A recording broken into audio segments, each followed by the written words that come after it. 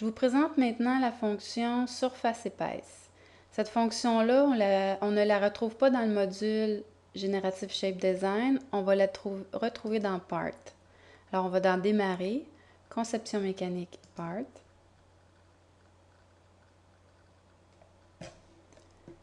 C'est la barre d'outils qui est ici que vous devriez retrouver, vous, surface épaisse. Ça, c'est la fonction surface épaisse. Mais quand on ouvre toute la barre d'outils, on en retrouve 4 autres. On a coupe, surface épaisse, remplissage et couture. Alors, moi, je veux surface épaisse. Je vais sélectionner surface épaisse. Ça, c'est parfait. L'objet de travail en cours ne fait pas partie d'un corps. Le nouveau composant solide est créé après le dernier composant du corps de la pièce. Super, ça va faire partie du corps principal.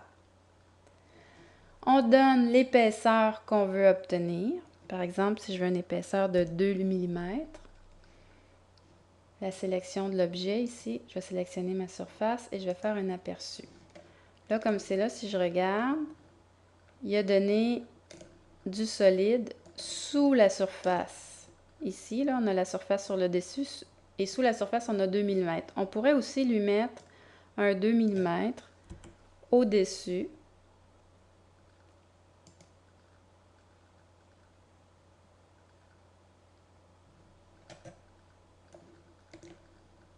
Bon.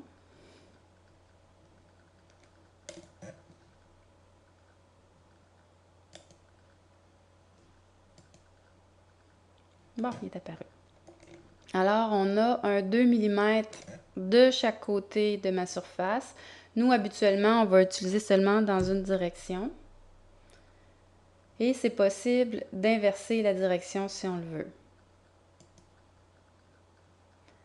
On obtient alors notre surface épaisse. Là, dans ce cas-ci, est par-dessus, à cause que j'avais inversé la direction. Si ça ne fait pas notre affaire, on va retrouver ici, dans le corps principal, parce que c'est du solide, surface épaisse, on fait tout simplement inverser la direction et OK.